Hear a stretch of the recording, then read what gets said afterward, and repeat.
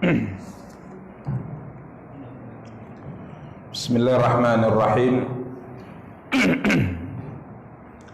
Assalamualaikum warahmatullahi wabarakatuh. Innal hamdalillah nahmaduhu wa nasta'inuhu wa nastaghfiruh wa na'udzu billahi min shururi anfusina wa min sayyiati a'malina. May yahdihillahu fala mudilla lahu wa man yudlil fala hadiya lahu. Ashhadu an la ilaha illallah wahdahu la syarika lah wa ashhadu anna Muhammadan abduhu wa rasuluh. Salawatu rabbi wa salamuhu alaihi wa ala alihi wa ashabihi wa man ihtada bihadyihi wa istanna bisunnatihi ila yaumiddin wa sallama tasliman katsira, amma ba'du.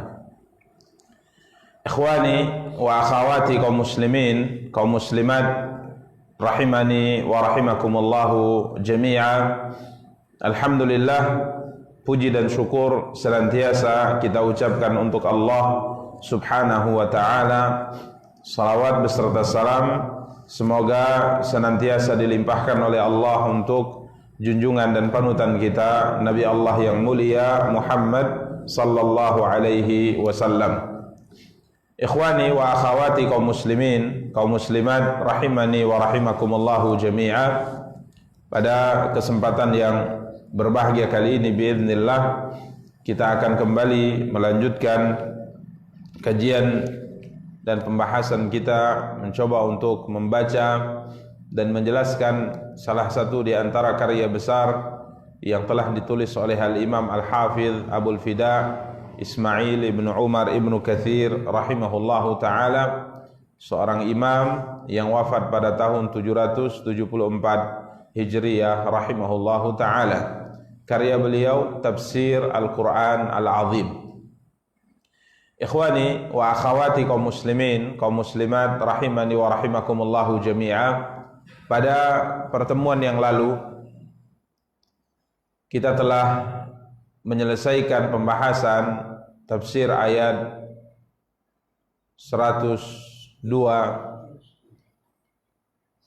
firman Allah subhanahu wa ta'ala, afahasibal ladzina kafaru ayyattakhidhu ibadi min duni awliya inna a'tadna jahannama lil kafirina nuzula. Setelah Allah subhanahu wa ta'ala menjelaskan bahwa kelak pada hari kiamat Allah subhanahu wa ta'ala akan tampakkan neraka jahannam bagi orang-orang kafir, ardha, dengan jelas. Dan telah kita jelaskan pada pertemuan yang lalu, ditampakkannya neraka jahannam disebutkan dalam ayat ini untuk orang-orang kafir, bukan berarti selain mereka tidak melihatnya. Bukan berarti selain mereka tidak melihatnya. Orang kafir dan orang yang beriman tatkala berada di padang mahsyar, di saat neraka jahannam ditarik dengan menggunakan 70.000 rantai, dan setiap rantainya ditarik oleh 70.000 malaikat dan didekatkan kepada manusia di padang mahsyar, ditampakkan, diperlihatkan kepada manusia neraka jahannam ini di padang mahsyar, dan yang melihatnya bukan hanya orang-orang kafir, orang yang beriman juga bisa melihatnya. Dan Allah subhanahu wa ta'ala tatkala menyebutkan dalam ayat yang mulia ini, wa aradna jahannama yauma idzin lil kafirina arda, akan ditampakkan pada hari itu neraka jahannam bagi orang-orang kafir dengan jelas. Seakan-akan ini adalah penghususan, tapi ini bukan penghususan, karena memang neraka jahannam pada dasarnya diperlihatkan pada hari itu untuk mereka. Akan tetapi orang yang beriman juga bisa melihatnya. Kemudian Allah subhanahu wa ta'ala menjelaskan sebab kenapa neraka jahannam diperlihatkan untuk mereka di padang mahsyar, alladzina kanat ayunuhum fi ghita'in an dzikri wa kanu la yastati'una sam'a. Di mana dahulu dalam kehidupan dunia mereka-mereka ini yang ingkar kepada Allah Subhanahu wa taala, tidak beriman dengan hari kebangkitan, adalah orang-orang yang kanat ayunuhum fi ghita'in an dzikri. Dahulu dalam kehidupan dunia mereka adalah orang-orang yang matanya dalam keadaan tertutup dari melihat tanda-tanda kebesaran Allah Subhanahu wa taala. Wa kanu la yastati'una sam'a, dan dahulu mereka adalah orang-orang yang tidak sanggup untuk mendengar. Mereka buta terhadap kebenaran dan mereka tuli terhadap kebenaran, sehingga akhirnya mereka tidak mengikuti kebenaran yang dibawa oleh utusan-utusan Allah Subhanahu wa taala kepada mereka. Kemudian para ikhwah dan akhwat yang dimuliakan dan dirahmati oleh Allah Subhanahu wa taala, tatkala mereka melihat neraka dan mereka yakin bahwa mereka akan disiksa di dalam neraka sebagai bentuk siksaan yang didahulukan sebelum siksaan yang sebenarnya, maka Allah Subhanahu wa taala menjelaskan kepada mereka, afa hasibal ladzina kafaru ayattakhidhu ibadi min duni awliya inna a'tadna jahannama lil kafirin nuzula. Dalam kondisi yang sangat mengerikan tersebut, dalam kondisi yang pasti mereka akan disiksa di dalam api neraka jahanam karena kekafiran yang mereka lakukan, karena kesyirikan yang mereka lakukan, maka Allah Subhanahu wa taala berfirman, afa hasibal ladzina kafaru ayattakhidhu ibadi min duni awliya. Maka apakah orang-orang kafir menyangka bahwa mereka dapat mengambil hamba-hambaku menjadi penolong selain aku? Dalam kondisi yang sangat mengerikan itu, seakan-akan Allah Subhanahu wa taala mengatakan kepada mereka, siapakah yang bisa memberikan pertolongan kepada kamu di hari yang seperti ini? Apakah kamu menyangka bahwa hamba-hambaku yang kamu sembah dahulu itu bisa memberikan pertolongan kepada kamu? Maka jawabannya tentunya tidak akan bisa. Bahkan pada pertemuan yang lalu kita telah bacakan ayat yang dinukil oleh Al-Imam Ibnu Katsir rahimahullah, bahwa sesembahan-sesembahan yang mereka sembah, ada yang menyembah malaikat, ada yang menyembah nabi, sesembahan-sesembahan tersebut kelak akan mengingkari apa yang mereka lakukan. Ya, tatkala Allah SWT bertanya kepada Isa putra Maryam, "Anta qulta lin-nasi ittakhidhuni wa ummi ilahaini min dunillah?" Qala subhanaka ma yakunu li an aqula ma laysa li bihaq, in kuntu qultuhu faqad alimtah, ta'lamu ma fi nafsi wa la a'lamu ma fi nafsik, innaka anta 'allamul ghuyub.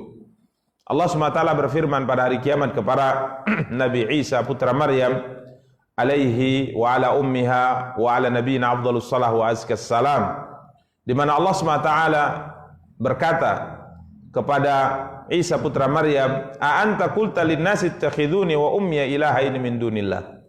Apakah engkau yang berkata dahulu kepada manusia, memerintahkan mereka untuk menjadikan engkau dan ibumu sebagai sesembahan yang harus mereka sembah selain Allah?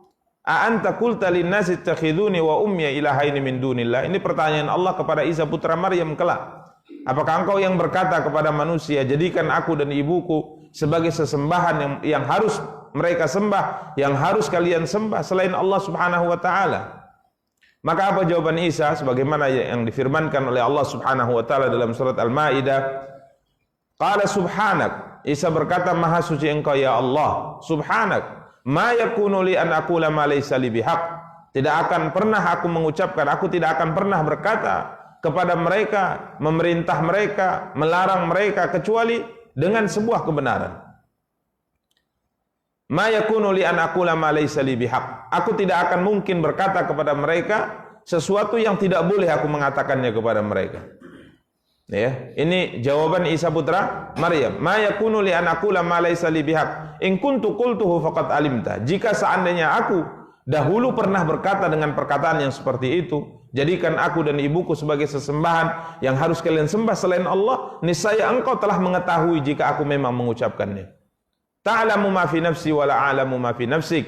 Sesungguhnya engkau mengetahui apa yang ada di diriku dan aku tidak mengetahui apa yang ada pada dirimu. Innaka anta 'allamul ghuyub. Sesungguhnya engkau adalah zat yang maha mengetahui setiap perkara yang gaib. Ma qultu lahum illa ma amartani bihi an i'budullaha rabbi wa rabbakum. Aku tidak pernah memerintahkan mereka kecuali apa yang telah engkau perintahkan aku untuk menyampaikannya kepada mereka. Sembahlah Allah, Tuhanku dan Tuhanmu. Ini yang aku sampaikan kepada mereka. Jadi sesembahan yang disembah oleh manusia, apakah dia nabi ataukah dia malaikat, ini tidak akan bisa memberikan pertolongan di hari yang sangat mengerikan tersebut. Tidak ada seorang pun yang bisa memberikan pertolongan, dan tidak ada pertolongan kecuali dari Allah Subhanahu wa taala. Bahkan malaikat juga mengatakan tatkala ditanya oleh Allah Subhanahu wa taala, apakah mereka menyembah kamu? Ahaulai iyyakum kanu ya'budun? Apakah mereka dahulu dalam kehidupan dunia benar-benar menyembah kamu, wahai malaikat?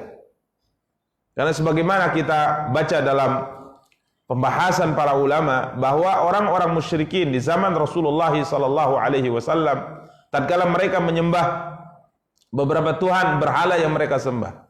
Ada berhala Lata, ada berhala Uzza, ada berhala Manat. Menurut sebagian para ulama, di antaranya disebutkan oleh Abdullah bin Abbas radhiyallahu taala anhuma, bahwa tiga berhala ini hanya sekedar simbol saja. Lata itu diambil dari kata ilah, ya, diambil dari kata ilah, artinya Tuhan. Namun mereka namakan berhala itu Lata, tidak ilah atau Allah, karena kalau Lata itu bentuk sirahnya dalam bahasa Arab muannas, perempuan. Uzza diambil dari nama Al-Aziz, yang maha perkasa. Tapi kenapa mereka tidak namakan berhala Uzza Aziz? Karena Uzza adalah kata muannas, perempuan dari kalimat Al-Aziz. Begitu juga Mannan, ya, Al-Manat itu dari Mannan. Kenapa mereka namakan Manat? Ya, yang Mannan itu salah satu di antara nama Allah, artinya zat yang maha memberi. Mereka berikan nama Manat dalam bentuk perempuan. Kenapa tiga Tuhan yang mereka sembah yang disebutkan oleh Allah dalam surat An-Najm, afara'aitumul Lata wal Uzza wa Manata tsalitsatal ukhra. Ya, tiga berhala ini disinggung oleh Allah dalam surat An-Najm. Kenapa tiga berhala ini diberi nama dengan nama perempuan?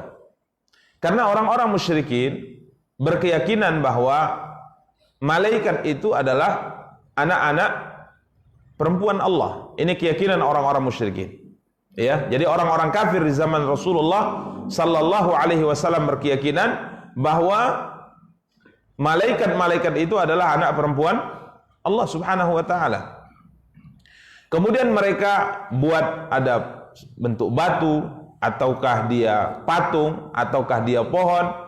Mereka berkeyakinan bahwa di tempat-tempat yang dikeramatkan ini setiap harinya turun anak-anak perempuan Allah ini.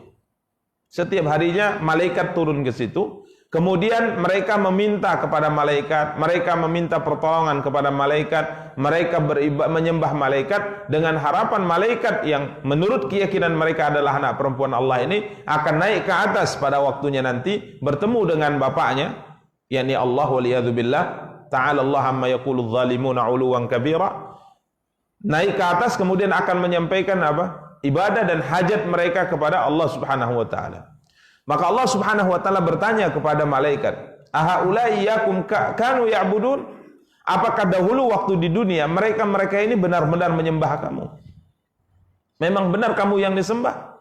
Maka malaikat mengatakan, "Tidak ya Allah, bal kanu ya'budunal jin." Sebenarnya mereka itu menyembah syaitan. Mereka menyembah syaitan. Ya, bukan menyembah kami, akan tapi kebanyakan mereka tidak tahu.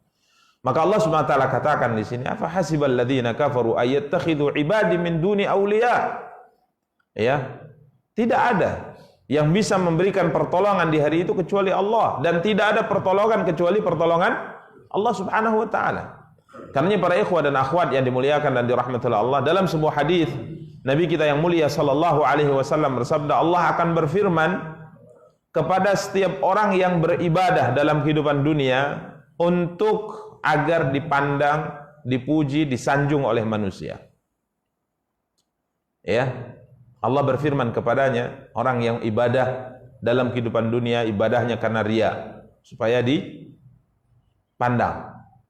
Ya, atau beribadah supaya didengar, tidak ikhlas karena Allah Subhanahu wa taala, maka Allah akan berfirman kepadanya, idhabu ilal ladzina kuntum turauna fid dunya hal tajiduna indahum jazaa. Pergilah kamu, temui orang-orang yang kamu beribadah berniat untuk mendapatkan balasan dari mereka. Sekarang pergilah dan mintalah pahala dari mereka.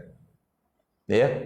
Dan tidak ada pahala kecuali dari Allah. Tidak ada pertolongan kecuali dari Allah Subhanahu wa taala. Ya, karena ya para ikhwah dan akhwat yang dimuliakan dan dirahmati oleh Allah Subhanahu wa taala, seorang hamba hendaknya selalu berusaha semaksimal mungkin untuk beribadah sebaik-baiknya kepada Allah Subhanahu wa taala, sehingga dengannya dia akan mendapatkan pertolongan dari Allah Subhanahu wa taala. Kemudian Allah berfirman, inna a'tadna jahannama lil kafirina nuzula. Sesungguhnya kami telah menyediakan neraka jahanam untuk orang-orang kafir sebagai tempat tinggal untuk mereka. Pada pertemuan yang lalu telah kita jelaskan, nuzula di sini adalah tempat tinggal. Ya, artinya tempat mereka menetap selamanya. Dan tatkala kita berbicara tentang neraka jahanam, maka neraka ini ditetapkan oleh Allah sebagai tempat manzilan, tempat tinggal bagi orang-orang kafir yang tidak beriman kepada Allah. Adapun orang-orang yang beriman, seorang muslim yang bersaksi bahwa tidak ada sesembahan yang berhak disembah kecuali Allah, dan bersaksi bahwa Muhammad adalah utusan Allah SWT. Kalaupun seandainya dia melakukan dosa atau banyak melakukan dosa sehingga akhirnya ia dimasukkan oleh Allah ke dalam neraka karena dosa yang banyak telah dia lakukan, maka neraka jahanam tidak menjadi nuzulan bagi dia. Neraka jahanam tidak menjadi tempat tinggal yang kekal untuknya. Benar, dia akan dimasukkan ke dalam neraka, dia akan disiksa dalam api neraka, akan tapi dia tidak kekal. Pada satu waktu nanti Allah Subhanahu wa taala akan keluarkan dia dari api neraka. Bahkan Nabi sallallahu alaihi wasallam bersabda, akan dikeluarkan dari api neraka seorang hamba yang beriman walaupun iman di hatinya hanya sebesar zarrah. Ya, walaupun di hatinya ada iman hanya sebesar zarrah. Demikian para ikhwah dan akhwat yang dimuliakan dan dirahmati oleh Allah Subhanahu wa taala. Berikutnya insyaallah kita akan lanjutkan pembahasan ayat 103. Allah Subhanahu wa taala berfirman, a'udzu billahi minasyaitonir rajim. Qul hal nunabbi'ukum bil akhsarina a'mala. Katakanlah ya Muhammad kepada mereka, hal unabbi'ukum, apakah akan kami beritahukan kepadamu bil akhsarina a'mala, tentang orang-orang yang paling merugi. Akhsarin ismut tafdhil. Ya, apakah kamu ingin kuberitahu tentang orang-orang yang paling merugi dalam amalnya.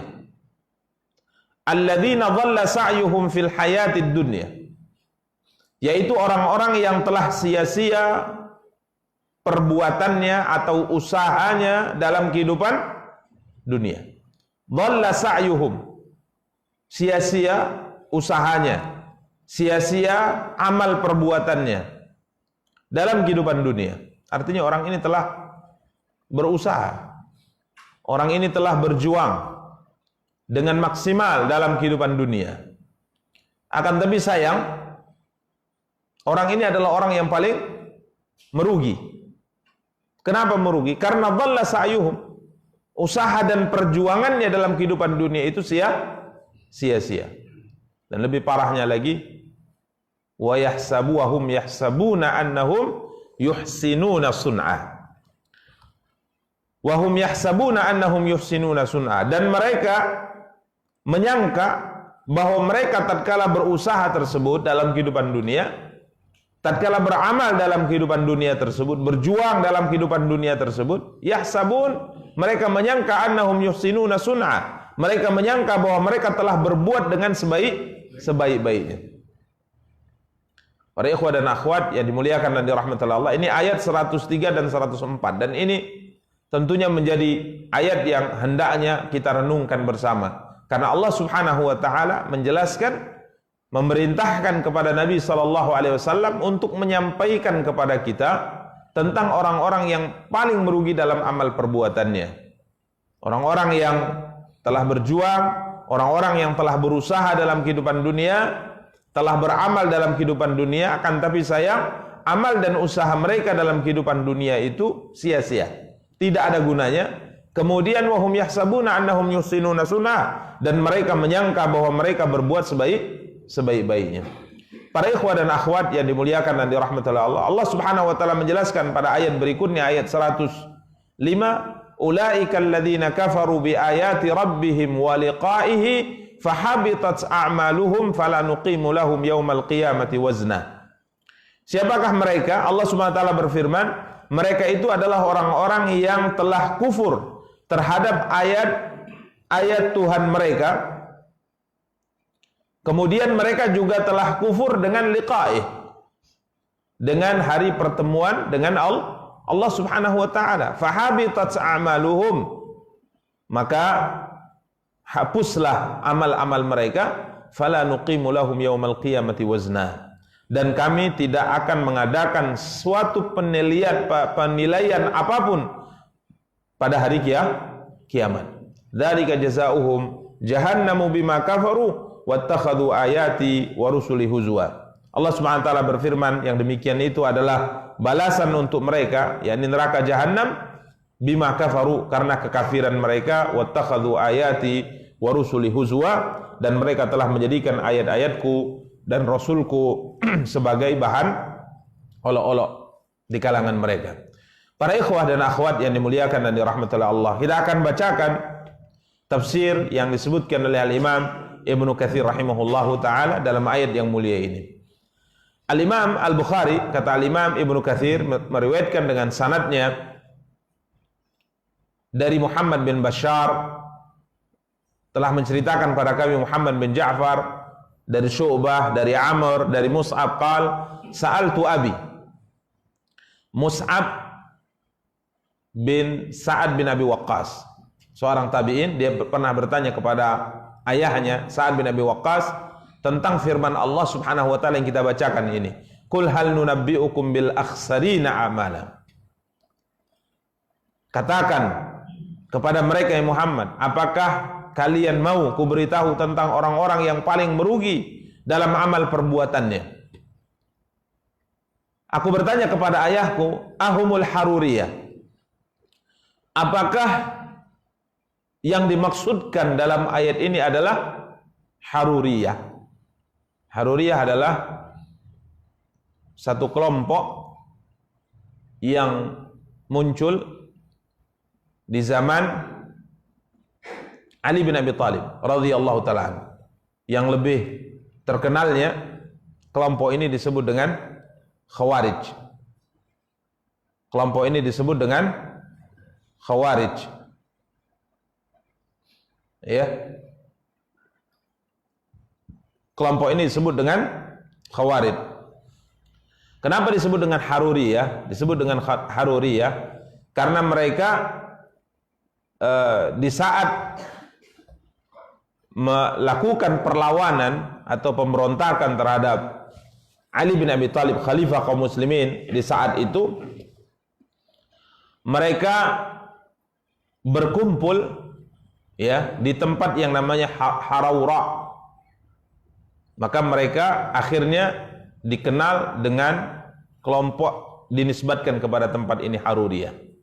Kalau Khawarij itu nama yang disematkan Nabi kepada mereka, yang disematkan Nabi SAW kepada mereka. Harawra atau Harura, ini tempat yang mereka berkumpul di situ. Sedangkan Khawarij ini adalah nama yang Nabi sendiri yang memberikan mereka dengan nama itu. Di mana tatkala Nabi SAW dikirimi emas ya dari Bahrain oleh Ali bin Abi Thalib radhiyallahu ta'ala, kemudian emas yang banyak ini hanya dibagi oleh Nabi kepada beberapa orang saja. ya dibagi hanya kepada beberapa orang saja, dan Nabi SAW tidak membaginya kepada sahabat-sahabat yang lain, dan yang beberapa orang saja, singkat anak 4 orang saja, dan 4 orang ini adalah tokoh-tokoh besar dari kabilah-kabilah Arab yang diharapkan mereka adalah orang-orang yang baru masuk Islam, dan diharapkan dengan kebaikan dari Nabi SAW kepada mereka ini akhirnya mereka bisa mempengaruhi atau menarik masyarakatnya untuk memeluk Islam. Ini namanya mu'allafah qulubuhum, orang-orang yang hatinya ingin dilembutkan untuk bisa kokoh dalam memeluk Islam dan mempengaruhi orang lain agar bisa masuk ke dalam Islam. Namun kebijakan Nabi SAW dalam membagi harta yang dikirim dari Bahrain ini ditentang oleh satu orang bernama Dzul Khuwaisirah, ditentang oleh seorang bernama Dzul Khuwaisirah. Dan orang ini adalah orang yang semangat dalam beribadah kepada Allah Subhanahu wa taala. Ya, semangat beribadah kepada Allah Subhanahu wa taala. Ya, salat malamnya, puasanya, membaca Al-Qur'an itu sangat semangat. Tatkala dia melihat pembagian yang dilakukan oleh Nabi terhadap harta yang datang dari Bahrain tersebut hanya diberikan pada 4 orang saja dan yang lainnya tidak diberikan, maka dia langsung memprotes. Dia berkata, bertakwalah engkau kepada Allah ya Muhammad, bertakwalah engkau kepada Allah, ittaqillah, i'dil, dan bersikap adillah dalam pembagian, karena sungguhnya pembagian yang kau lakukan hari ini tidaklah adil. Ya, ini ucapan menunjukkan apa bahasanya, lancang kepada siapa? Nabi SAW. Pantaskah seorang Nabi diprotes dengan protes yang kasar seperti itu? Maka merah wajah Rasulullah, merah padam wajah Rasulullah. Nabi SAW mengatakan, apakah kalian tidak percaya dengan aku sedangkan Allah saja percaya dengan aku? Ala ta'manuni wa ana aminun man fis sama? Apakah kalian tidak percaya dengan kebijakan yang aku ambil sedangkan Allah saja percaya dengan syariat? Syariat ini diamanahkan kepadaku untuk disampaikan. Kenapa kalian tidak percaya? Celaka engkau, siapa yang bisa berlaku adil di atas muka bumi ini kalau Muhammad tidak berlaku adil? Siapa yang bisa berlaku adil kalau Muhammad tidak berlaku adil? Waihat, celaka engkau. Ya, kemudian Nabi SAW mengatakan, aku yang paling bertakwa kepada Allah dari kalian. Ya, maka Umar bin Khattab radhiyallahu taala anhu kala itu marah, ya, melihat sikap lancang orang ini. Kemudian dia mengatakan, ya Rasulullah, izinkan aku untuk memenggalnya. Izinkan aku untuk memenggal. Nabi SAW mengatakan jangan. Ya, karena ini juga jika dilakukan pemenggalan atau pembunuhan terhadap orang yang zahirnya Islam, ini juga akan menimbulkan apa? Masalah. Ya, karenanya ada beberapa orang yang menentang Nabi, hatta orang yang diyakini munafik diminta oleh para sahabat untuk dihukum mati. Nabi SAW melarangnya karena beliau mengatakan jangan sampai orang-orang mengatakan bahwa Muhammad membunuh orang yang sudah masuk Islam. Maka Rasulullah SAW menubuatkan apa yang akan terjadi di akhir nanti. Nabi SAW mengatakan akan keluar dari kelompok orang ini yang berpemikiran sebagaimana pemikiran orang ini, qaumun, satu kaum yaqra'unal Qur'an, membaca Al-Qur'an, la yujawizu taraqiyahum. Mereka membaca Al-Qur'an, akan tapi Al-Qur'an itu tidak lewat atau tidak melewati kerongkongan mereka. Artinya mereka baca Quran, mereka hafal Quran, akan tapi mereka tidak memiliki pemahaman yang benar terhadap Al-Quran. Jadi Al-Quran sebatas ucapan, Al-Quran sebatas bacaan, tapi mereka tidak merenungkan Al-Quran sehingga mereka tidak paham isi kandungan Al-Quran. Kemudian Nabi SAW bersabda, ya, yamruquna minad din kama yamruqus sahmu minar rabiyah. Mereka akan keluar dari agama cepatnya itu bagaikan seperti melesatnya anak panah yang lepas dari busurnya. Mereka keluar dari agama sama seperti anak panah yang lepas dari busurnya dan tidak akan kembali sampai hari kiamat. Dari kalimat yakhrujun, mereka keluar dari Islam, ini akhirnya jadikan sebagai nama mereka, atau disebut dengan khawarij, yakni orang-orang yang keluar, ya, imma keluar dari syariat atau keluar dari pemerintah yang sah. Ya, jadi Haruriyah ini nama lain dari Khawarij. Maka Mus'ab bin Sa'ad bin Abi Waqqas radhiyallahu taala anhu bertanya kepada ayahnya, yakni Sa'ad bin Abi Waqqas, sahabat, apakah yang dimaksud dengan Qul hal nunabbi'ukum bil akhsarina amala? Katakan kepada mereka, Muhammad, apakah kalian ingin kuberitahu tentang orang-orang yang paling merugi dalam amalnya? Paling merugi dalam amalnya. Apakah mereka Khawarij? Apakah mereka Haruriyah? Qala la. Sa'ad bin Abi Waqqas mengatakan, bukan. Humul Yahudu wan Nasara. Yang dimaksudkan dalam ayat ini yang paling merugi dalam amalnya bukan Haruriyah, tapi Yahudi dan Nasara. Amal Yahud fakadzabu Muhammadan sallallahu alaihi wasallam, aman Nasara fakafaru bil jannah wa qalu la ta'ama fiha wala syarab. Adapun al-Yahud, mereka adalah orang-orang yang berdusta dengan mendustakan Muhammad sallallahu alaihi wasallam. Begitu juga dengan Nasara. Di antara mereka juga berkeyakinan, ya, ingkar terhadap adanya surga. Mereka mengatakan di surga tidak ada makanan dan tidak ada minuman. Adapun Haruriyah, kata Sa'ad bin Abi Waqqas, alladzina yanquduna ahdallah min ba'di mitsaqihi, fakana Sa'dun radhiyallahu anhu yusammihim al-fasiqin. Adapun Haruriyah ini adalah kelompok yang telah membatalkan perjanjian Allah setelah perjanjian itu kuat. Sa'ad bin Abi Waqqas menamakan mereka dengan orang-orang fasik. Ini tafsir yang pertama dinukil oleh Al-Imam Ibnu Katsir. Beliau menukil pendapat Sa'ad bin Abi Waqqas bahwa ayat yang sedang kita tafsirkan ini yang dimaksudkan orang-orang yang paling merugi dalam amalnya, yang usaha dan perjuangannya sia-sia dalam kehidupan dunia, dan mereka menyangka bahwa mereka telah berbuat dengan sebaik-baiknya, ini adalah Yahudi dan Nasrani, bukan Khawarij. Ini tafsir yang pertama. Kemudian Al-Imam Ibnu Katsir melanjutkan tafsir yang berikutnya. Qala Ali bin Abi Thalib, Ali bin Abi Thalib, sahabat yang lain.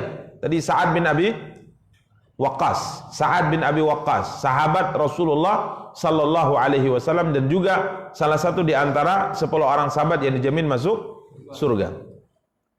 Wa qala Ali bin Abi Thalib, sedangkan tafsir dari Ali bin Abi Thalib radhiyallahu anhu, ya, ini sahabat yang mulia juga, yang salah satu di antara khulafa ar-rasyidin.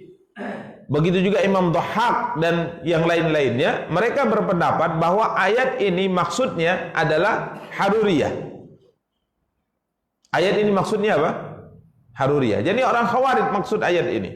Ini ada dua pendapat. Sa'ad bin Abi Waqqas mengatakan mereka Yahudi dan Nasara, bukan Khawarij. Sedangkan Ali bin Abi Thalib mengatakan mereka orang Khawarij. Ini dua tafsir yang sepertinya apa? Bertentangan. Ya, sepertinya bertentangan. Maka para ikhwah dan akhwat yang dimuliakan dan dirahmati oleh Allah Subhanahu wa taala, kalau kita lihat dari dua tafsir yang disebutkan oleh Sa'ad bin Abi Waqqas maupun dari Ali bin Abi Thalib, ini sebenarnya tidak bertentangan. Karena tafsir Sa'ad bin Abi Waqqas mengarah kepada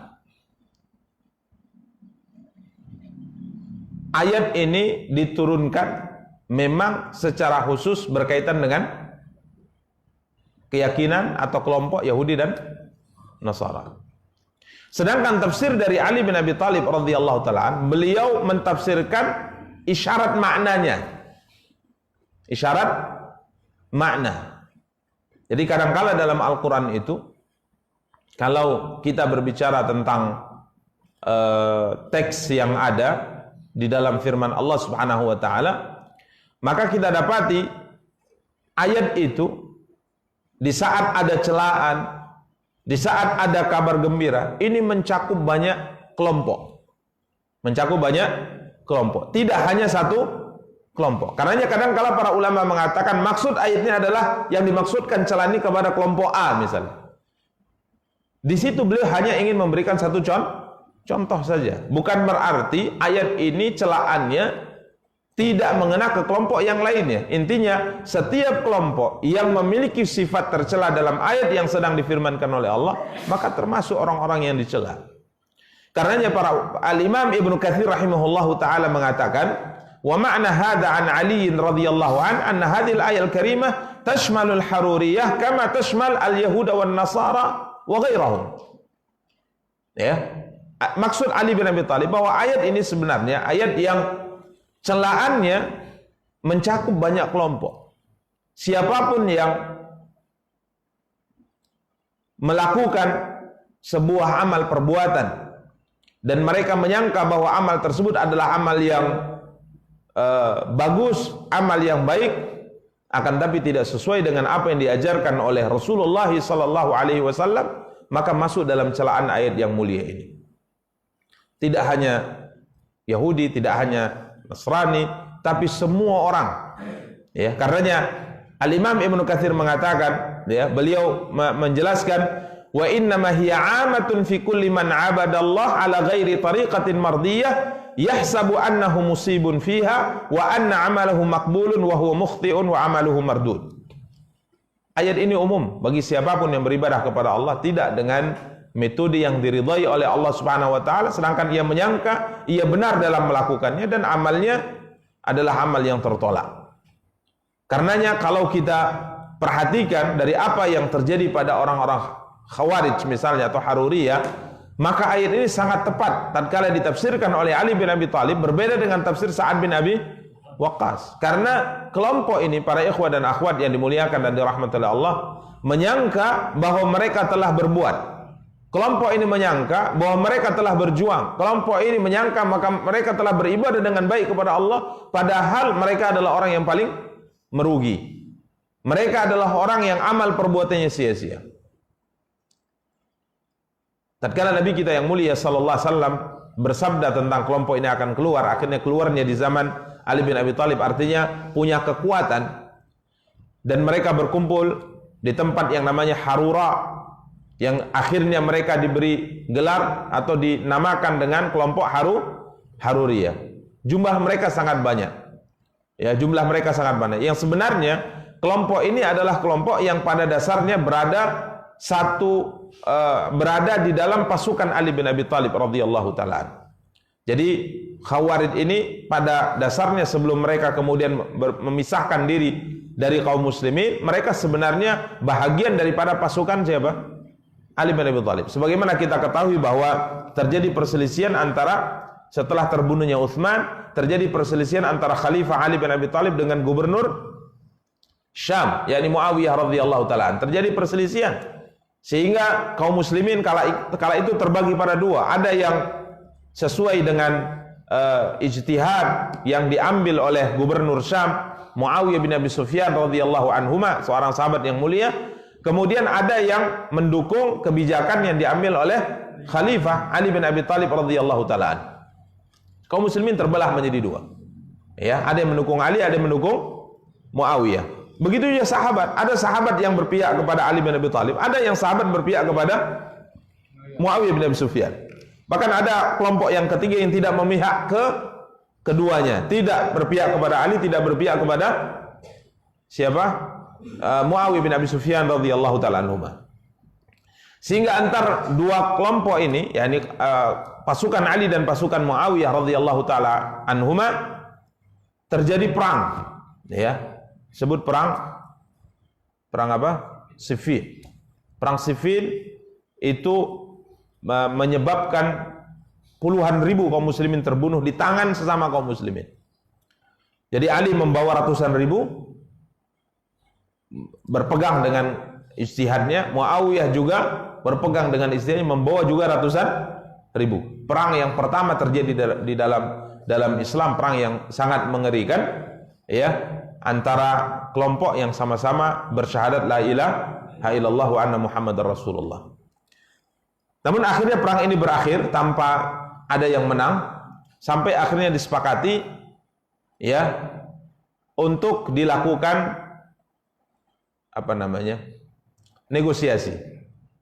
Ya, cari jalan keluarnya.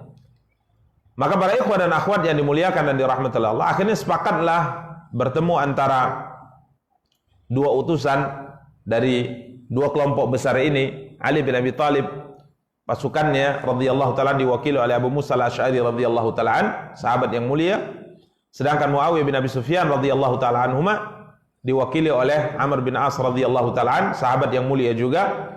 Namun kedua utusan ini tatkala bertemu di Dumatul Jandal tidak menghasilkan kesepakatan yang disepakati oleh kedua belah pihak.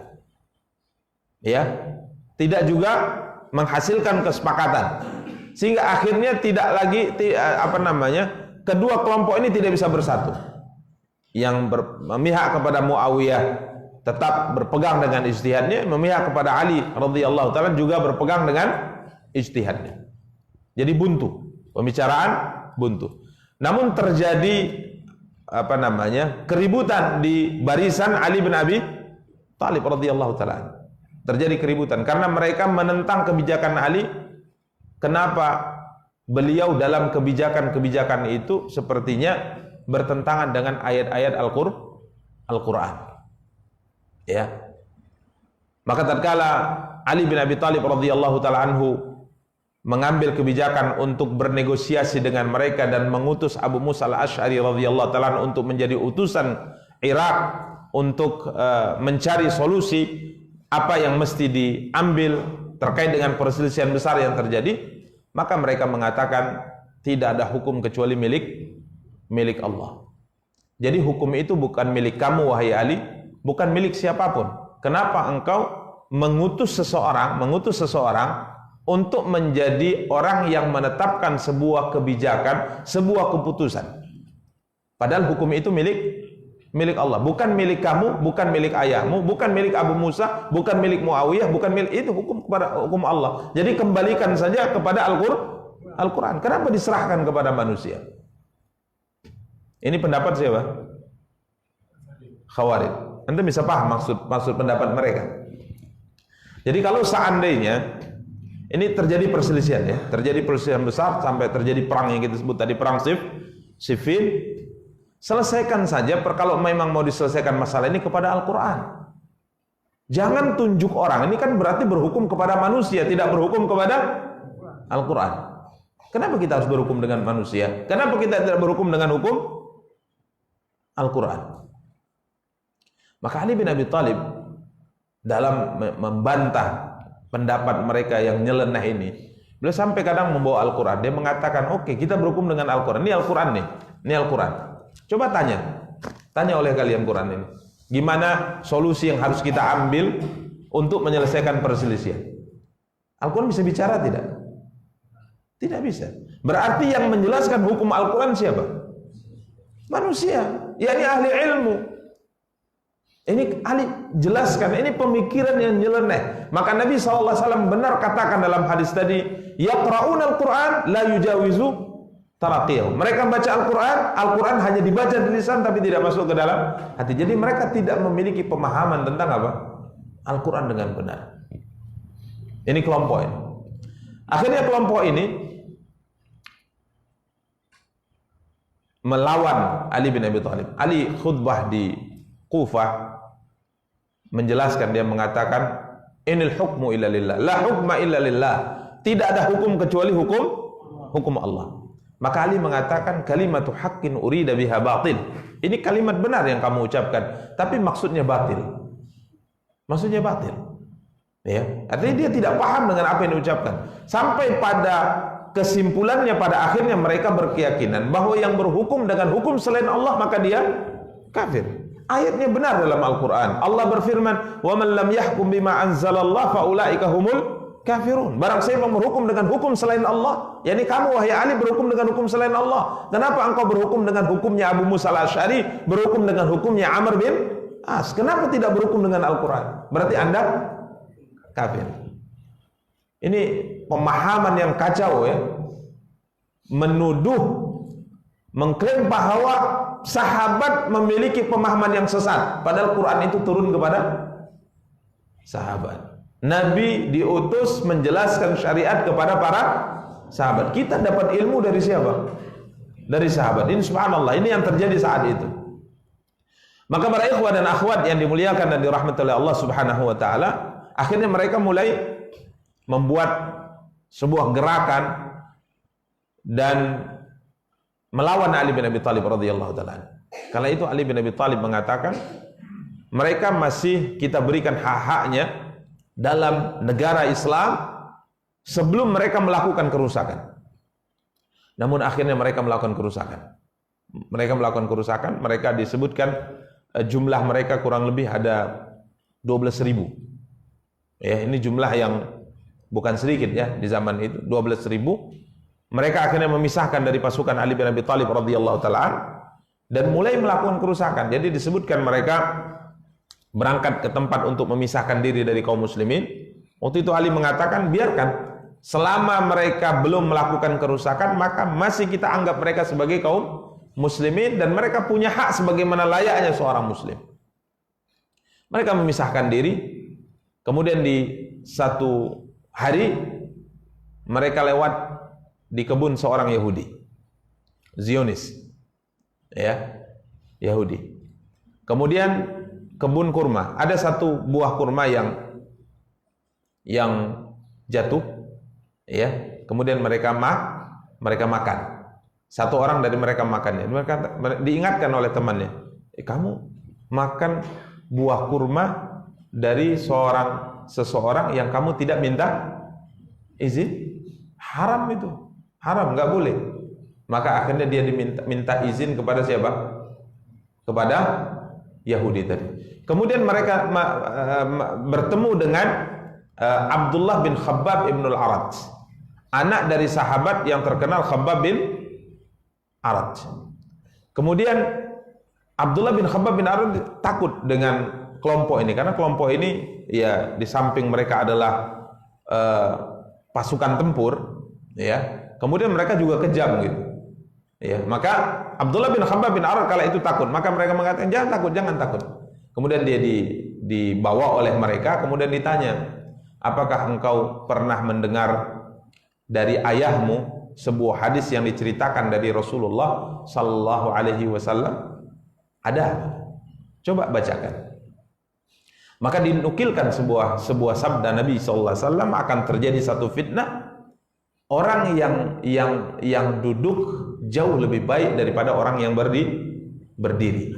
Jadi nanti akan ada satu fitnah, di mana di saat fitnah itu terjadi, orang yang tidak ikut serta dalam fitnah itu, itulah orang yang terbaik. Mengisyaratkan kepada apa yang terjadi saat itu. Ya. Kemudian ditanya tentang beberapa hal, membuat mereka marah karena tidak sesuai jawabannya dengan keinginan mereka. Akhirnya mereka bunuh Abdullah bin Khabbab bin Arat. Tidak hanya sekedar membunuh. Abdullah bin Khabbab bin Arat punya istri atau punya budak wanita, punya istri sedang hamil, mereka juga bunuh budak wanita ini. Kemudian mereka juga belah perutnya dan mereka keluarkan janinnya. Maka tatkala informasi ini sampai kepada Ali bin Abi Thalib, mereka berarti sudah melakukan apa? Kerusakan. Mereka sudah melakukan kerusakan. Maka kala itu Ali bin Abi Thalib mulai mempersiapkan diri untuk memerangi mereka. Di awal Ali mengatakan, siapa yang membunuh Abdullah bin Khabbab bin Arat, serahkan kepada kami. Maka mereka mengatakan, kami semua yang membunuhnya. Ditantangnya Ali bin Abi Thalib, kami semua yang membunuhnya. Ya, kami semua membunuhnya. Maka para ikhwah dan akhwat yang dimuliakan dan dirahmati Allah, ini kelompok mereka. Dan disebutkan bahwa sebelum terjadi peperangan, mereka sudah, sebagaimana kita sebutkan, mereka sudah menyendiri di daerah namanya Harura. Abdullah bin Abbas kala itu minta izin kepada Ali bin Abi Thalib sebagai khalifah untuk menemui mereka. Jumlah mereka itu 12.000. Menemui mereka di perkampungan mereka atau di camp mereka. Ini pasukan tempur ini. 12.000 sebenarnya pasukan tempur, dan mereka berada di barisan-barisan terdepan dari pasukan tempur Ali bin Abi Thalib radhiyallahu taala. Jadi bukan kelompok pasukan yang biasa. Mungkin kalau kita angkatan perang khususnya. Ini yang menyendiri gitu. Jadi mereka sebenarnya dibutuhkan Ali dalam menguatkan khilafah Islamiyah saat itu. Maka Abdullah bin Abbas bin Abdul Muttalib radhiyallahu taala anhuma, meminta izin kepada khalifah untuk menemui mereka. Mungkin dialog, berdiskusi, menasihati mereka. Ali mengatakan, jangan, saya takut engkau akan disakiti oleh mereka. Maka Abbas mengatakan, insya Allah, Abdullah bin Abbas mengatakan, Ibnu Abbas mengatakan, insya Allah saya tidak ada musuh ya Amirul Mukminin. Orang banyak suka dengan saya izinkan saya bertemu dengan mereka, mungkin dialog, menyadarkan sebagian mereka yang tersesat. Menyadarkan sebagian mereka yang tersesat. Maka subhanallah, akhirnya Amirul Mukminin mengatakan, silakan temui mereka di Harurah. Berangkatlah Abdullah bin Abbas dengan memakai pakaian yang paling bagus. Dia khusus pakai pakaian mewah, bagus gitu. Dan dia adalah orang dari Bani Hashim, orang Quraisy, punya wajah yang sangat tampan ya, berwibawa, seorang ulama besar, ahli penterjemah, ahli tafsir Al-Quran. Maka beliau pun datang menemui mereka. Demi Allah, kata Abdullah bin Abbas, tatkala aku sampai tidak jauh dari Harura, dari kejauhan aku sudah mendengar seperti suara lebah. Dari kejauhan aku sudah mendengar seperti suara lebah. Suara apa itu? Suara mereka baca Quran. Suara mereka baca Quran. Jadi subhanallah, 12.000 orang ini yang memisahkan diri dari Ali bin Abi Thalib radhiyallahu ta'ala an. Mereka di Harura, mereka semangat sekali beribadah. Dari kejauhan suara baca Quran mereka sudah terdengar. Taib. Kemudian tatkala aku sampai, demi Allah, kata Abdullah bin Abbas, aku tidak melihat sekelompok orang yang semangat beribadah kecuali mereka. Itu terlihat dari wajah, terlihat dari penampilan, ya. Muka mereka pucat karena kurang tidur, tahajud tiap malam. Ya, pucat karena kurang tidur. Bukan karena main bola, bukan karena ngopi. Ngapain malam hari? Tahajud. Ya, kaki mereka kapalan karena banyak sholat. Begitu juga dengan apa? Kening mereka kapalan karena banyaknya sujud. Jadi aku memang melihat satu kaum yang tidak pernah aku lihat orang-orang yang semangat beribadah kecuali mereka. Ini kata Abdullah bin Abbas. Abdullah bin Abbas siapa ini? Sahabat Rasulullah, dan itu memang sudah dinubuatkan oleh Rasulullah. Akan muncul orang-orang seperti yang membantah Nabi dalam pembagian emas tadi, satu kelompok yang tahkiruna salatakum bisalatihim. Kalau kalian nanti menemui mereka, kalian akan menganggap kecil salat yang kalian lakukan dibandingkan dengan salat mereka. Itu Nabi berbicara di hadapan para sahabat. Ya, kemudian tatkala Abdullah bin Abbas datang, Abdullah bin Abbas mengucapkan salam. Assalamualaikum warahmatullahi wabarakatuh. Enggak dijawab oleh mereka karena mereka menganggap Abdullah bin Abbas sudah kafir. Ini kelompoknya Ali ini. Gitu. Maka mereka mengatakan, "Majabika ibn Abbas? Apa tujuanmu datang kemari wahai Abdullah bin Abbas? Dan pakaian apa yang kau pakai ini?" Pakaiannya apa? Necis ya. Bagus pakaiannya. Ini pakaian apa yang kau pakai? Abdullah bin Abbas tahu mereka sebenarnya ingin membantahnya. Kok kau tidak zuhud dengan dunia? Pakaian mereka itu ala kadarnya, menunjukkan apa? Kezuhudan. Padahal zuhud itu sebenarnya bukan dengan memperjelek pakaian, bukan dengan memperjelek sandal, kendaraan, rumah, bukan. Zuhud itu adalah mengeluarkan dunia dari mana? Dari hati. Ya, zuhud itu mengeluarkan dunia dari hati. Karenanya orang yang pakai baju bagus bisa saja zuhud, sedangkan orang yang tak pakai baju bagus bisa saja tidak zuhud. Karena zuhud itu adalah amal hati. Kita tidak bisa mengatakan orang itu zuhud dari penampilannya. Ya, tidak bisa. Memastikan orang zuhud dari apa? Penampilannya. Zuhud kali si fulan itu. Kenapa? Coba lihat kendaraannya, salah. Zuhud kali si fulan. Coba lihat rumahnya, salah. Orang dikatakan zuhud itu yang tahu antara dia dengan Tuhan, Tuhannya apakah dia zuhud atau tidak. Maka Abdullah bin Abbas tahu mereka sedang ingin membantahnya karena pakai pakaian yang bagus. Maka beliau membacakan firman Allah, "Qul man harrama zinatallahi allati akhraja li'ibadihi wat thayyibati minar rizq." Katakan kepada mereka Muhammad, siapa yang berani mengharamkan perhiasan yang Allah turunkan ke atas muka bumi dan kebaikan-kebaikan sebagai rezeki untuk manusia? Siapa yang berani mengharamkan? Baju yang bagus itu adalah rezeki Allah. Ini adalah halal, dan siapa yang berani mengharamkan itu? Sungguh aku telah melihat Rasulullah di hari penaklukan kota Mekah, kata Abdullah bin Abbas, memakai pakaian yang sangat bagus yang didatangkan dari negeri Yaman. Ini praktek Nabi. Beliau pakai pakaian apa? Mewah. Beliau pakai pakaian bagus. Kenapa kalian menentang seperti ini? Artinya pemikiran kalian tentang ini pola pikiran kalian salah. Tapi mereka menganggap benar. Ini masalah. Mereka menganggap benar bahwa yang mereka yakini itulah yang benar. Coba bayangkan orang menganggap sesat orang-orang yang hidup, berjuang, bertemu bersama siapa? Rasulullah. Ini tidak bisa kita bayangkan orang yang seperti ini. Kemudian Abdullah bin Abbas mengatakan, saya datang dari menantu Rasulullah. Saya ini dikirim oleh menantu Rasulullah dan anak dari pamannya, karena Ali bin Abi Thalib adalah anaknya siapa? Abu Thalib, pamannya Rasulullah. Jadi saya diutus oleh seorang lelaki yang dia adalah menantu Rasulullah dan dia anak paman Rasulullah dan orang yang paling paham tentang Al-Quran dari kalian. Paling paham tentang Al-Quran dari kalian. Artinya kalian nggak paham tentang Al-Quran. Saya datang sebagai utusan dari dia. Sekarang saya tanya, apa sebenarnya yang menyebabkan kalian itu menentangnya, memisahkan diri dari ini? Apa masalahnya? Maka dia sebutkan ada tiga perkara. Ada tiga perkara. Kenapa kami menyelisih Ali bin Abi Thalib? Kenapa kami melawan Ali bin Abi Thalib? Kenapa kami menentang Ali bin Abi Thalib? Baik.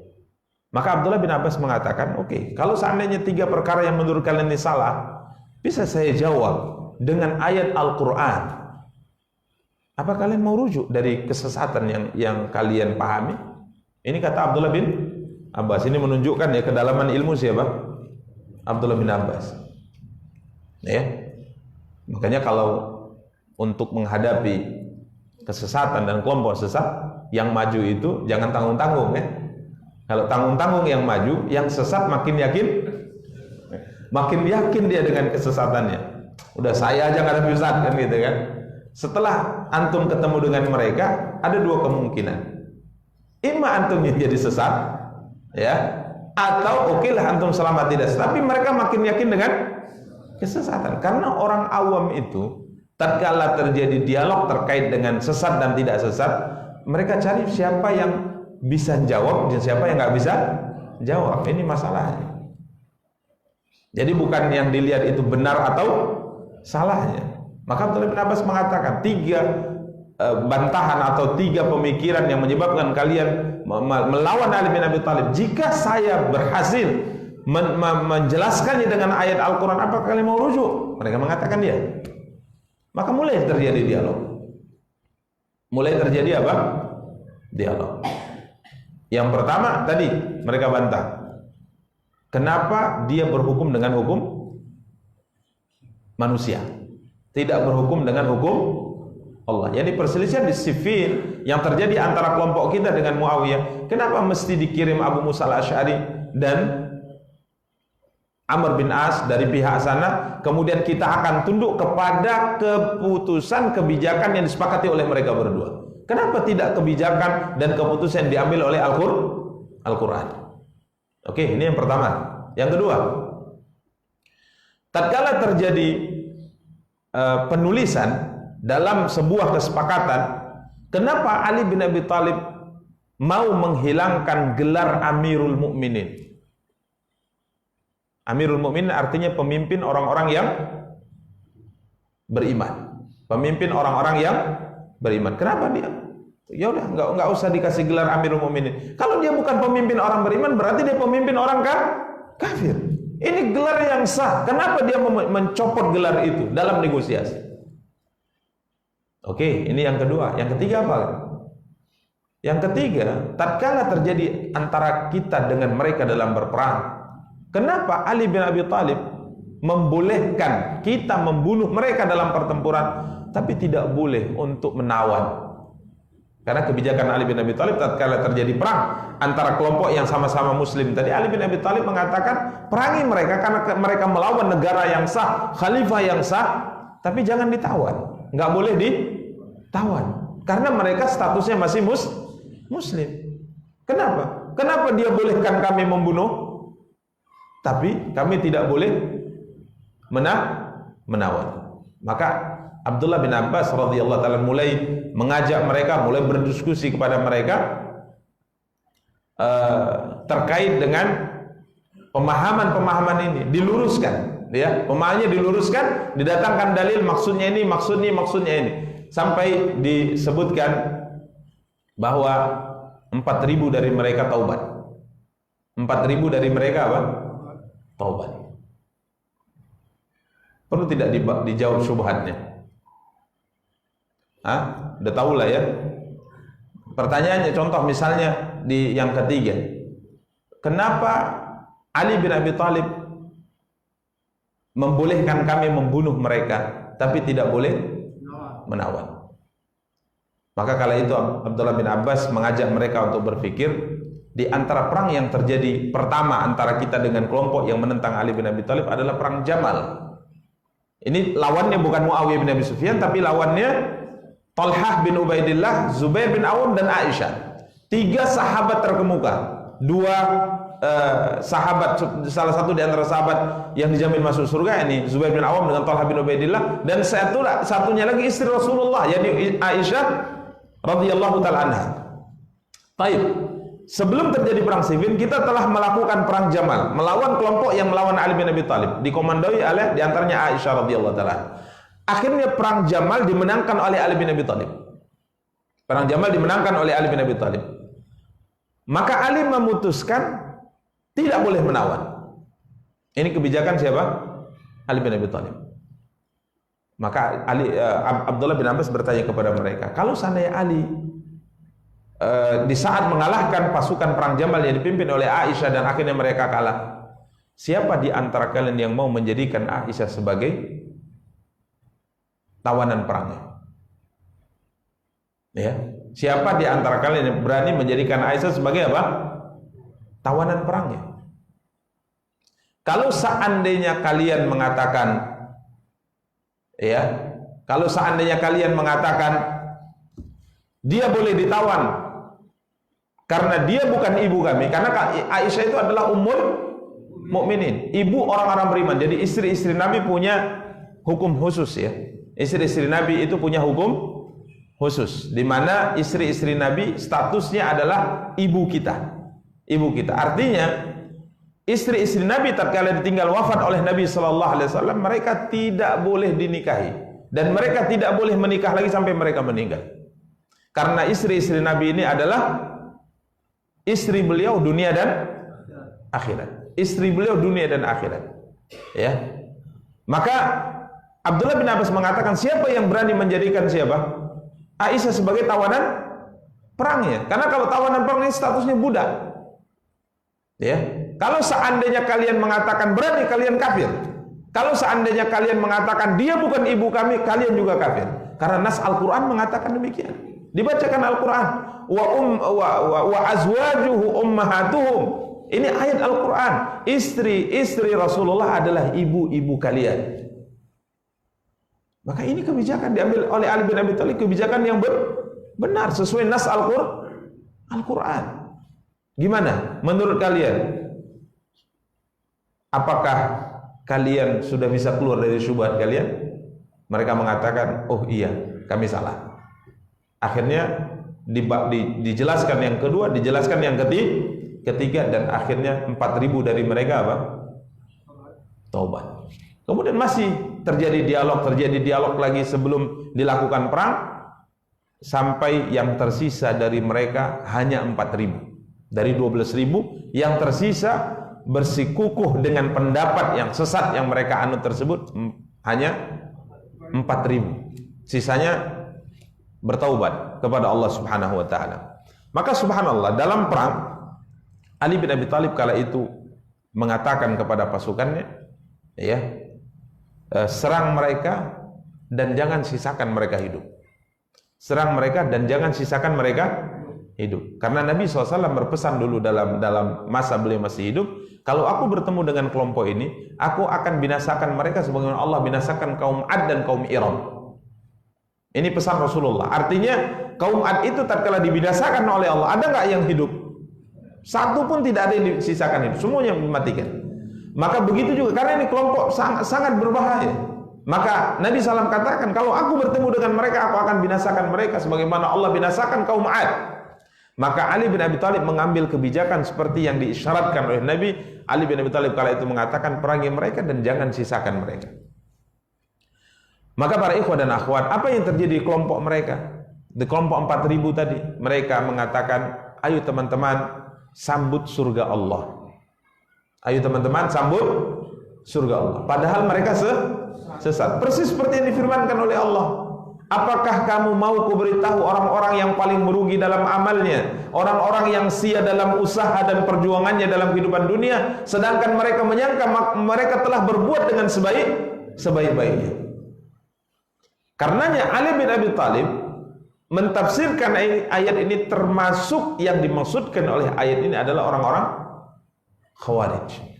Walaupun Sa'ad bin Abi Waqqas mengatakan bukan, ini adalah orang-orang Yahudi dan Nasara.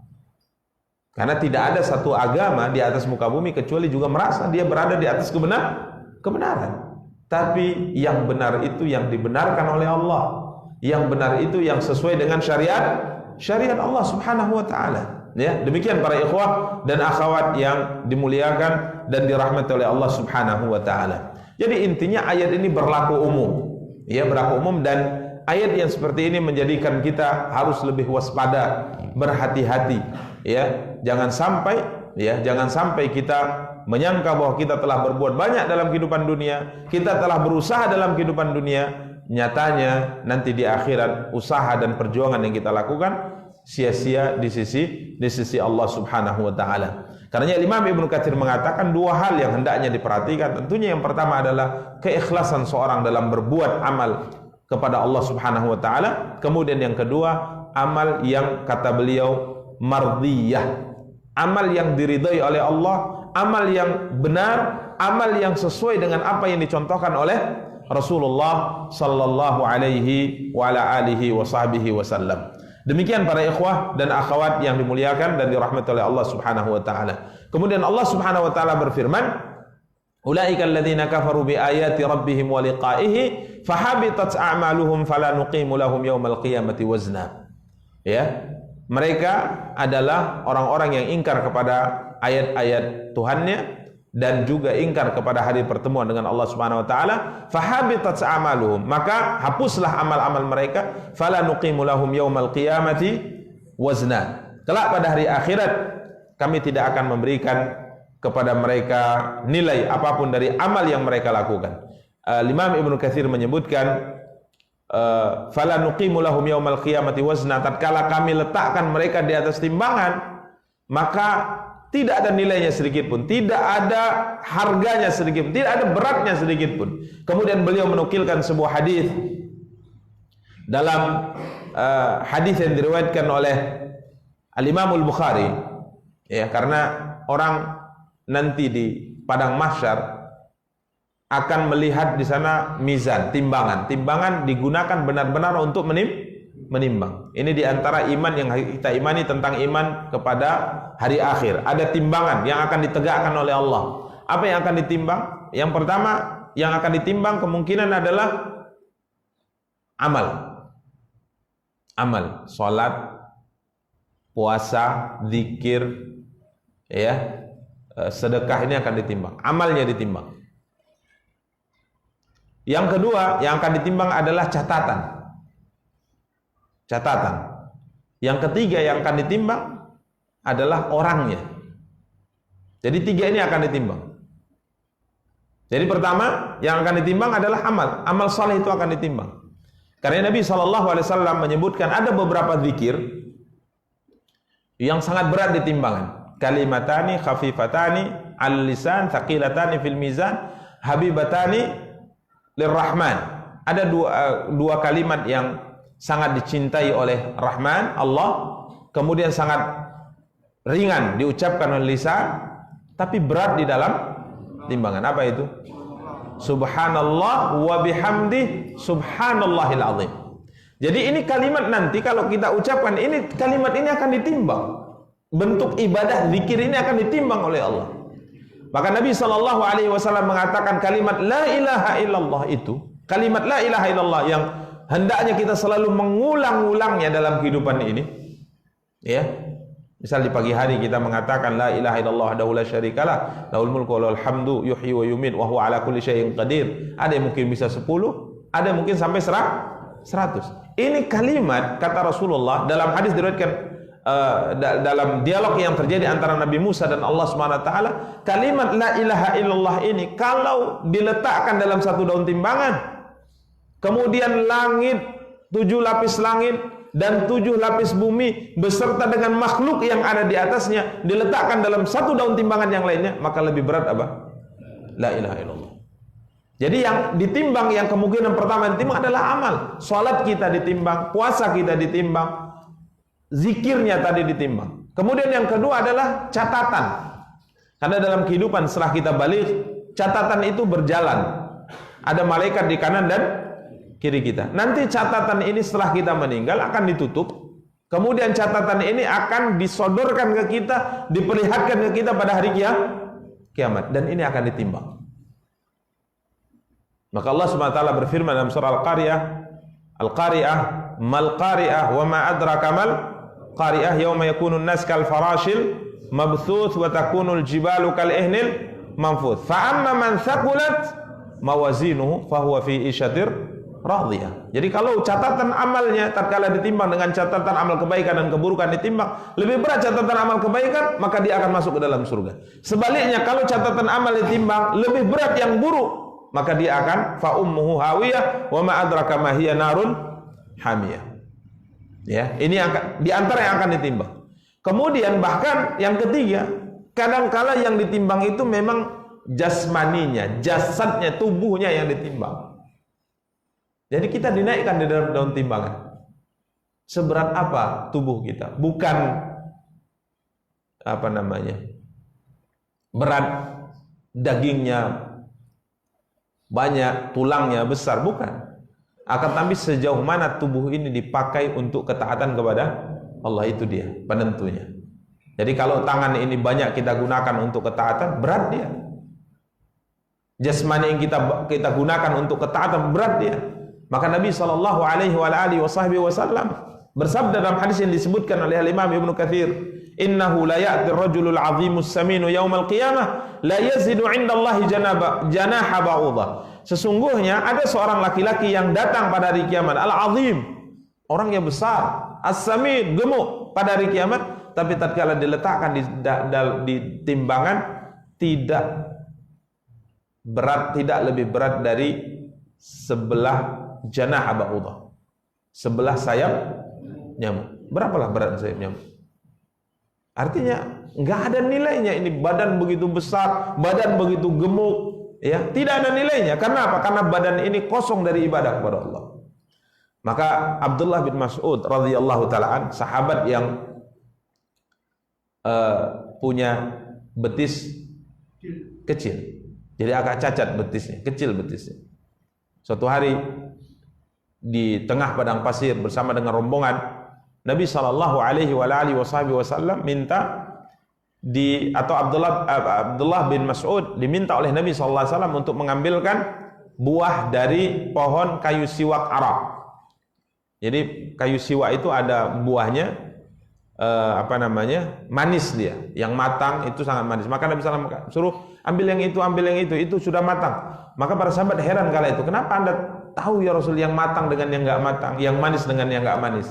Maka Nabi mengatakan, ya dulu tatkala beliau masih di Mekah, waktu masih kecil dulu, ya, sebelum menikah, pekerjaan beliau adalah mengembala apa?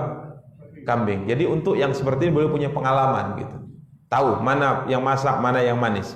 Kemudian naiklah Abdullah bin Mas'ud ke atas, tiba-tiba tersingkap apa? Nampak orang manjat ya, manjat pohon. Tentunya celananya diangkat ya. Para sahabat lihat, ketawa semua para sahabat. Melihat apa? Betisnya. Kecil sekali betisnya, lucu gitu. Ya. Maka Nabi kala itu bertanya, "Kenapa? Kenapa tertawa kalian?" "Mendeqati saqaihi ya Rasulullah." Tengoklah betisnya, lucu kali gitu. Ketawa semua. Maka Rasulullah SAW mengatakan, demi jiwa Muhammad ada di tangannya, lahuma fil mizan athqalu min Uhud. Ini dua betis Abdullah bin Mas'ud ini, walaupun kecil yang kalian tertawakan ini, di timbangan pada hari kiamat lebih berat daripada gunung Uhud. Gunung Uhud. Ya, antum perkirakan berapa beratnya gunung Uhud. Lahuma fil mizan athqalu min. Karena kaki yang dimiliki oleh Abdullah bin Mas'ud ini, yang padanya ada betisnya, itu digunakan untuk ibadah. Maka sekarang kita kurang apa bagusnya badan kita kan? Tapi yang terpenting itu bukan harus ototnya, karena orang perhatikan demikian sekarang, harus berotot lah sedikit kan gitu kan, gagah ya. Tapi dia tidak perhatikan tubuh ini sebenarnya diciptakan oleh Allah untuk apa, fungsinya apa sebenarnya. Ya, benar kita harus kasih vitamin, asupan, makanan gizi untuk tubuh ini. Akan tapi ada di sana yang lebih penting yang harus juga kita perhatikan. Ya, harus juga kita perhatikan. Ya, ini tubuh kita, anggota tubuh kita kelak akan juga ditimbang oleh Allah Subhanahu wa taala. Maka jangan sampai kita termasuk orang yang difirmankan oleh Allah, fala nuqimu lahum yaumal qiyamati wazna. Ditimbang tubuh kita kiranya tidak lebih berat dari 11 sayap nyamuk. Nasallallahu alaihi wal afiyah. Demikian para ikhwah dan akhwat yang dimuliakan dan dirahmati Allah, dzalika jazaohum jahannamu bima kafaru wattakhadhu ayati wa rusuli huzwa.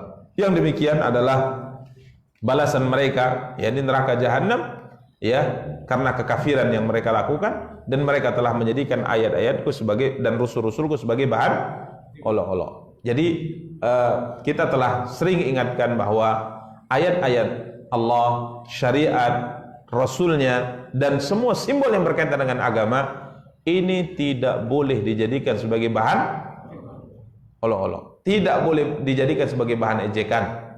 Kalau ingin bergurau, ingin buat orang tertawa, ambil materi, bahan yang tidak berkaitan dengan agama. Jangan berkaitan dengan agama, jangan berkaitan dengan hari akhirat, berkaitan dengan malaikat, berkaitan dengan Rasul, berkaitan dengan kitab suci, ya, berkaitan dengan simbol-simbol agama. Jangan dijadikan itu sebagai bahan tertawaan. Tidak boleh. Ini benang merah di sini. Tidak boleh. Karena sudah kejadian di zaman Rasulullah sallallahu alaihi wasallam. Niatnya sebenarnya bukan ingin merendahkan Nabi, bukan ingin merendahkan simbol agama, tapi niatnya murni. Kata mereka, niatnya murni hanya untuk menghilangkan kelelahan, keletihan dalam perjalanan yang sangat panjang dan jauh. Yakni di perang Tabuk. Perang Tabuk perang yang berat di musim panas, perjalanan sangat jauh. Jadi di malam mereka berjalan, situasi lelah, panas dan sebagainya. Jadi ada sebagian ingin buat lelucon supaya ada bahan tertawa, sehingga dengan gurauan tersebut perjalanan panjang itu terasa menyenangkan.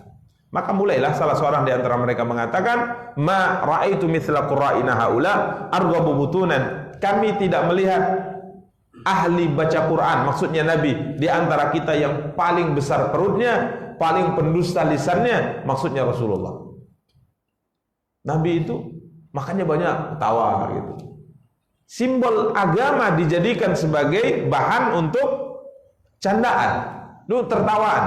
Niatnya bukan ingin merendahkan sebenarnya, tidak, tapi sekedar supaya orang tertawa, happy, senang, sehingga perjalanan panjang itu tidak terlalu melelahkan. Maka apa yang terjadi para ikhwah? Allah SWT menegur, qul abillah wa ayatihi wa rusulihi kuntum tastahzi'un. Apakah pantas Allah, Rasulnya, ayat-ayatnya kalian jadikan bahan olok-olokan di antara kamu? La ta'tadiru qad kafartum ba'da imanikum. Jangan kalian beralasan lagi, sungguh kalian telah kafir dari keimanan.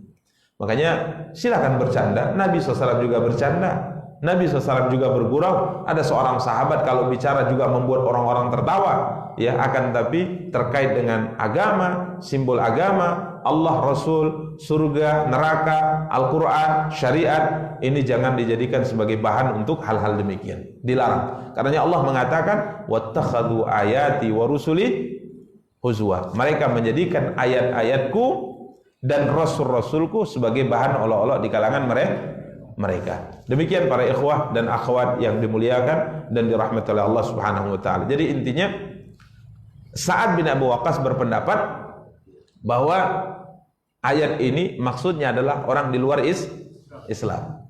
Ini pendapat Sa'ad bin Abi Waqqas karena dilihat dari teks ayat mengisyaratkan demikian.